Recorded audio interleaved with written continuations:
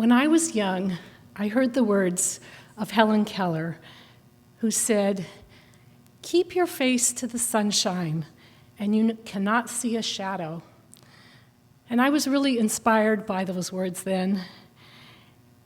And you think of somebody who, well, she was not only blind, but also deaf, so she couldn't see the light. And how did she even know what a shadow looked like?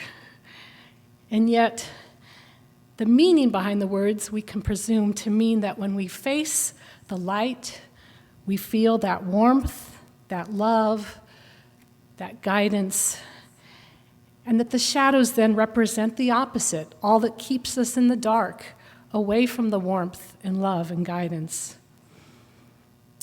And we know that she was a deeply spiritual person, connected with the divine. And I found this quote recently that I also found very inspiring from her. "I believe that God is in me as the sun is in the color and fragrance of a flower, the light in my darkness, the voice in my silence." And when you have that kind of connection with divine, you can feel it, how it can feed you on all levels of your being. Well, my inspiration for today's talk came from similar words that can be found in the book Disciplines of the Holy Quest.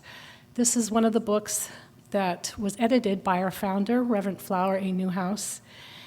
And these were all words that came to her when she was able to do conscious channeling and bring in the words from master souls who were on the other side. And there were a few of them who are responsible for this ministry and the work that we do here, even today.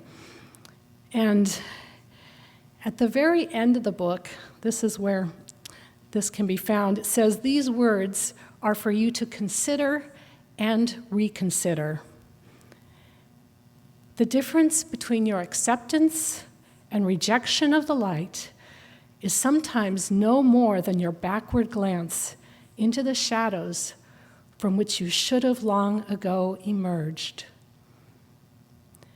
Know that by your facing the light, you will meet that which the shadows and all your vague dreamings can never even suggest to you, that joy which is from the source and expresses the supreme and everlasting happiness and power of the infinitely highest."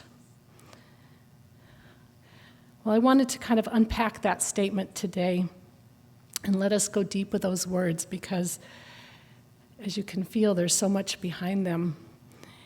And so starting with the difference between your acceptance and rejection of the light is sometimes no more than your backward glance into the shadows from which you should have long ago emerged. Just let that sink in and what comes to mind for you.